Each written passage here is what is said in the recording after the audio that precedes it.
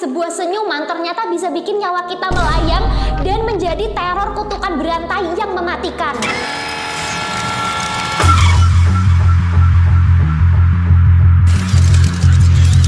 Assalamualaikum Lur, terima kasih udah klik video ini. Balik lagi sama aku Nafa di Inyam Review. Tapi tenang aja, yang kayak gitu cuman ada di film berjudul Smile, garapan sutradara sekaligus penulis naskah Parker Finn yang rilis tahun 2022. Katanya film ini berhasil mengguncang nyali banyak orang dan bakalan rilis film keduanya di Oktober 2024 besok. Jadi buat yang belum nonton film pertamanya, aku mau ceritain alur filmnya dan kasih review ke kalian apakah film ini worth it atau tidak. Check it out. Diawali dengan Dr. Rose Cotter, seorang terapis yang dapat pasien bernama Laura Weaver, mahasiswa pasca sarjana yang jadi saksi tunggal bunuh dirinya seorang profesor bernama Gabriel Munoz. Sambil panik dan ketakutan, Laura itu bilang dia dihantui sosok jahat yang selalu muncul menyerupai orang lain dengan senyum yang sangat mematikan. Dan dia bilang dia bakal segera mati gara-gara sosok itu, Lur. Di situ Rose mendiagnosis Laura ini cuma halusinasi karena trauma aja. Tapi si Laura ini kekeh itu bukan halu dan dia nggak gila. Sampai tiba-tiba Laura teriak-teriak panik sambil ngelihat ke satu titik. Terus dia mendadak diem, senyum, dan pakai pecahan vas dia mengiris lehernya di depan Dr. Rose. Sejak momen itu Dr. Rose itu selalu dibayangi sosok Laura sambil tersenyum di berbagai tempat. Dia juga jadi sering cemas dan susah tidur,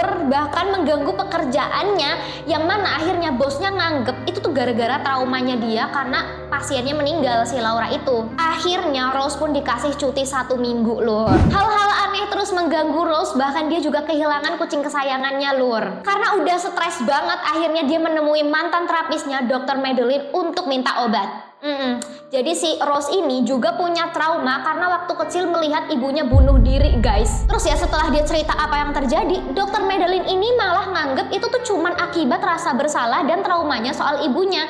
Makanya nggak jadi diresepin obat. Karena menurut dia bukan itu solusinya. Solusinya ya Rose lanjut terapi lagi sama Dr. Madeline. Suatu hari Rose datang ke pesta ulang tahun keponakannya. Nah sebelumnya tuh Rose dikasih tahu sama kakaknya, sama ibu si keponakan ini, buat beli kado kereta mainan. Tapi ketika si keponakan membuka kado dari Auntie Rose, ternyata isinya adalah kucingnya Rose yang udah jadi bangke, Lur. Semuanya itu langsung pada panik, pada ketakutan ya kan. Anak-anak tuh pada jerit-jerit. Dan ketika Rose bilang ini tuh bukan ulah dia, tiba-tiba di pojokan itu ada Laura sambil tersenyum ngeliatin si Rose. Brak! Rose kesandung meja kaca, pecah, terus tangannya itu pada terluka. Habis itu Rose kan cerita ketunangannya namanya Trevor. Tapi si Trevor ini malah nuduh Rose itu gila keturunan dari ibunya. Makanya dia tuh nggak sadar ngebunuh si kucingnya. Di situ Rose ketakutan, marah, dan sedih juga ya kan. Orang terdekatnya itu malah nggak percaya sama dia. Dan hubungan Rose sama kakaknya itu juga jadi buruk karena insiden di pesta tadi. Dari situ Rose mulai cari tahu kan soal kasusnya Laura ini. Dan ternyata profesor yang Laura lihat bunuh diri itu juga sebelum dia bunuh diri tersenyum, Lur.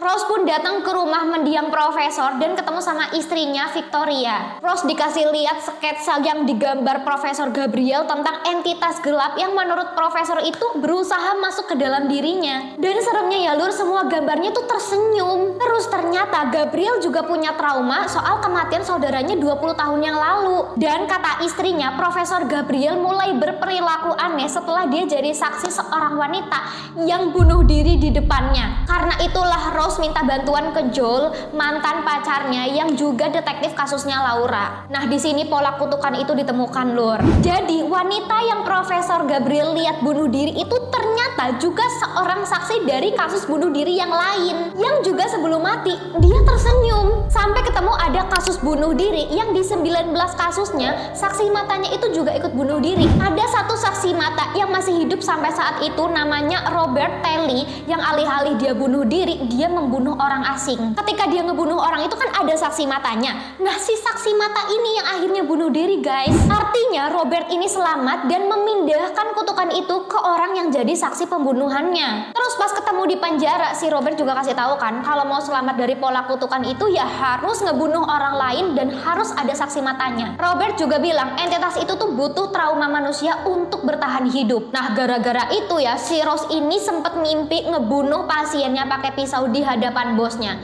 Tapi kan karena dia merasa nggak mungkin melakukan hal itu ya, dia nggak mungkin ngebunuh orang lain, akhirnya dia memutuskan untuk menghadapi trauma dalam dirinya.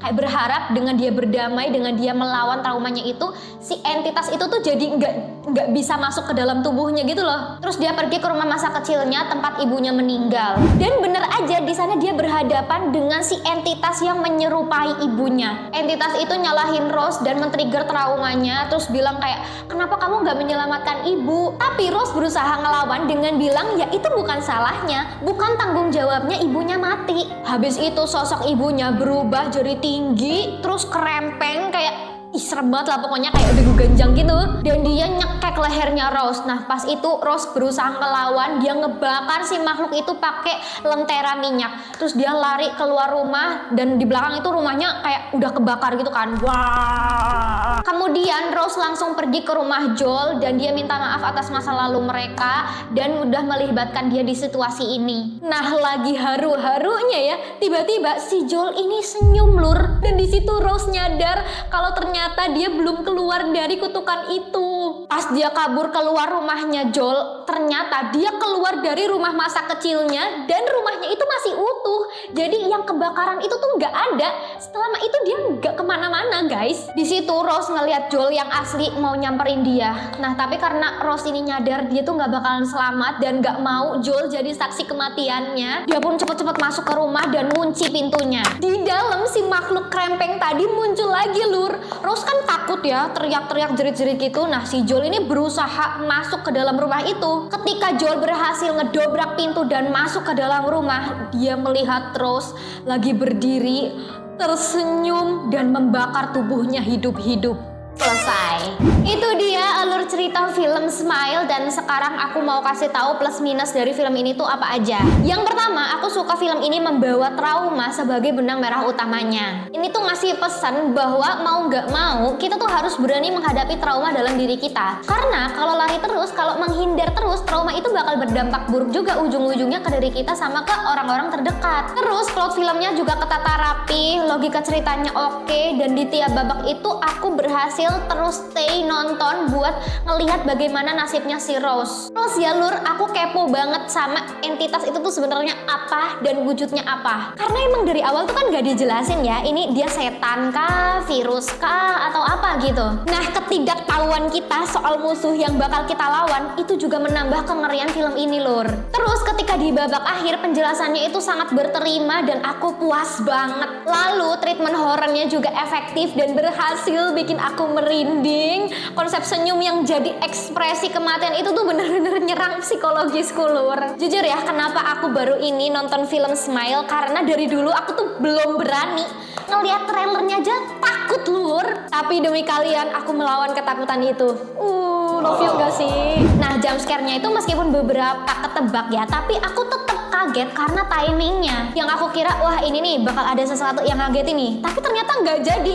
Terus ketika aku udah menghela napas lega, deng, ketipu guys. Terus visual gore-nya yang meskipun cuma sekilas dan beberapa kali tok, tapi bikin nyaliku geter guys. Soalnya juga kan pada matinya nggak wajar ya. Ada yang pakai palu, ada yang pakai gunting rumput. Serem gitu, jadi Final Destination jadinya. Acting pemainnya aku suka banget. Yang jadi Rose itu Sosie Bacon itu keren banget. Dia berhasil ngebagi rasa traumanya ke penonton. Perubahan kondisi mentalnya tuh kelihatan banget lur. Dari yang awalnya level stresnya cuma 3, makin ke depan tuh makin naik sampai 10. Wah Itu kelihatan banget gilanya kayak gimana. Ekspresi muka dan detil-detil kecil kayak jari yang gemeter itu tuh bener-bener bikin emosi yang dia rasain berhasil nyampe ke yang nonton. Kalau dari segi sinematografi dan CGI sih not bad ya. Terutama pas wujud entitas itu muncul lur. Sebenarnya nggak mind blowing banget ya, karena aku ternyata pernah lihat rupa yang kayak gitu di film lain. Tapi karena memang dari awal tuh dibangunnya suasana itu mencekam, mengerikan. Jadi ketika melihat si sosok itu tuh tetap merinding juga. Terus banyak scene terang kayak pagi-pagi, siang-siang gitu yang justru lebih kerasa serem dan nggak aman ketimbang malam-malam. Pembangunan atmosfer horornya tuh kebantu banget sama scoring musiknya. Itu sih yang aku suka dari film ini. Tapi yang namanya buatan manusia kan gak ada yang 100% sempurna ya. Jadi yang menurutku kurang dari film ini adalah sebetulnya premis filmnya itu bukan sesuatu yang baru dan malah biasa aja. Soalnya konsep teror kutukan berantai kan pernah juga ya dibawa di film-film lain kayak The Ring, Truth or Dare, Incantation. Jadi cukup ketebak sih jalan ceritanya. Apalagi kalau yang udah tahu ini bakal ada film lanjutannya, ya udah berarti tinggal eksekusinya aja yang bikin penasaran. Terus menurutku di babak 2 juga berpotensi membosankan untuk beberapa penonton karena memang pace alurnya sedikit melambat, seolah itu muter-muter dan mengulur waktu buat ke inti ceritanya. Pas sampai di ending juga itu kayak rasanya kurang nendang lur. Karena kan mau dibuat ala-ala plot twist adegan menipu gitu kan. Nah itu yang bikin tense-nya menurun, jadi buat masuk ke the real gongnya itu agak kewalahan. Beresiko kurang efek lah ke penonton. Atau mungkin sengaja dibikin gitu untuk bridging ke film selanjutnya. Tapi buat aku sih nggak masalah ya. Overall meskipun film ini udah banyak diomongin di mana-mana, udah di-review sama orang banyak gitu ya, tapi ini tetap worth it untuk ditonton. Sama sekali tidak mengurangi hype seremnya guys. Bahkan di rewatch juga tetap seru sih ini. Dan memang pantas menyandang kategori film horor bagus. Jadi aku mau kasih rating 8 dari 10. Makanya sebelum rilis Smile 2, kalian bisa tonton film pertamanya dulu di aplikasi Catch Play. Nah, menurut kalian yang udah nonton filmnya gimana reviewnya dan berapa ratingnya? Tulis di kolom komentar. Thank you udah nonton sampai selesai. Like, share, subscribe, dan nyalain notifikasinya biar kalian bisa update terus sama video baru kita. Dukung kita juga lewat Saveria biar aku bisa terus kasih review jujur ke kalian. Linknya ada di description box. Dan jangan lupa gabung grup Telegram Sinless karena di sana kita bisa ngobrolin banyak hal seru. Kalian bisa scan barcode-nya di akhir video atau klik link di description box. Sampai ketemu lagi. Assalamualaikum.